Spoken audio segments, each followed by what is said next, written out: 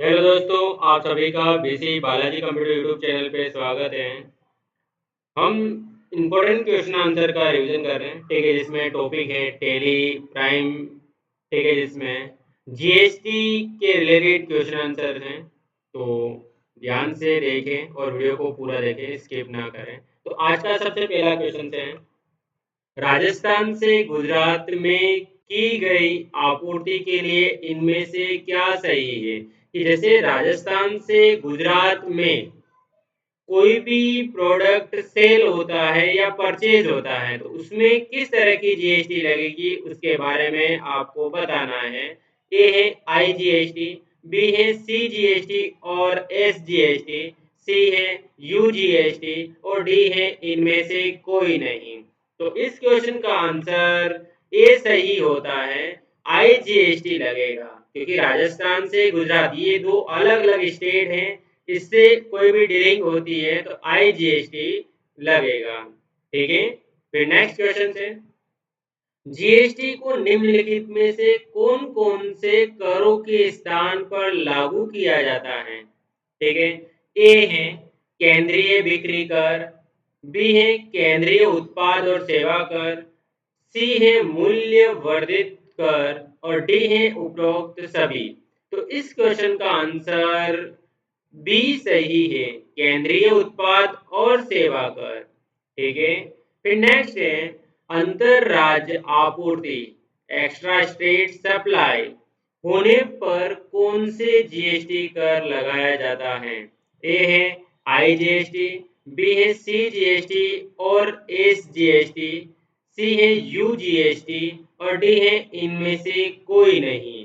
तो इस क्वेश्चन का आंसर बी सही है, सीजीएसटी और एजीएसटी। मतलब अंतरराज्यीय आपूर्ति का मतलब राज्य के अंदर ही होने वाली बिजनेस डील।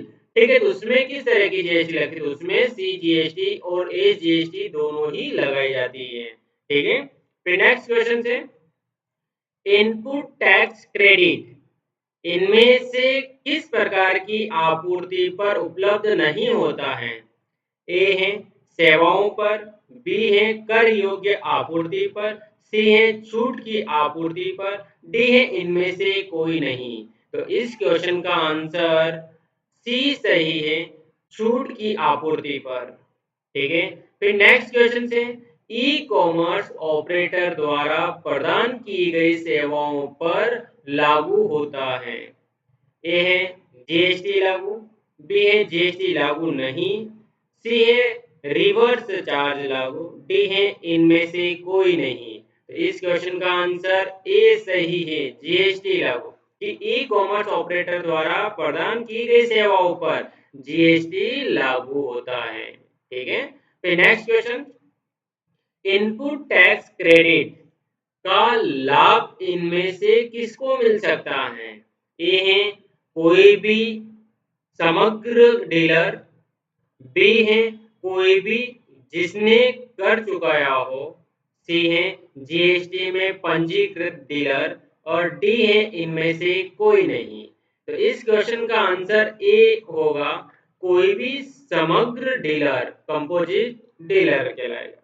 ठीक है, फिर नेक्स्ट है आपूर्ति का स्थान के आधार पर माल या सेवाओं के आपूर्तिकर्ता और प्राप्तकर्ता का स्थान जहां माल की आपूर्ति की जा रही है एक ही राज्य में होने पर खाली जगह कर लगाया जाता है। ए है आईजीएसटी, बी है सीजीएसटी और एजीएसटी, सी है यूजीएसटी और डी है इनमें से कोई नहीं।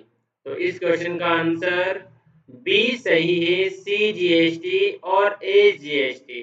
ठीक है, फिर नेक्स्ट क्वेश्चन है पुरानी कर प्रणाली के अंतर्गत पंजीकृत करदाताओं को जीएसटी के अंतर्गत दोबारा से पंजीकरण करना खाली जगह होता है।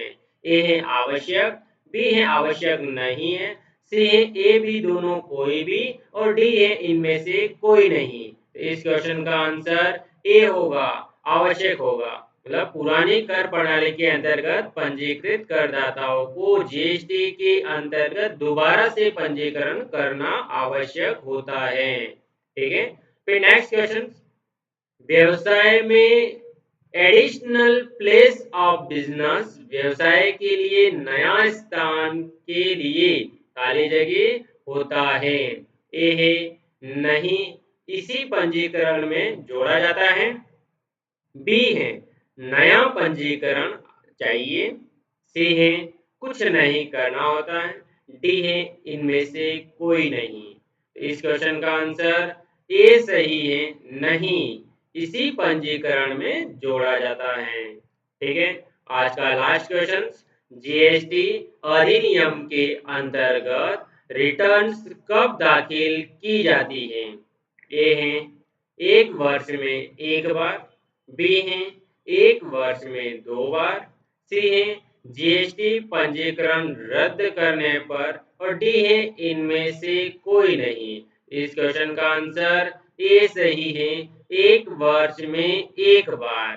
ठीक है, तो वीडियो देखने के लिए आप सभी का बहुत बहुत धन्यवाद।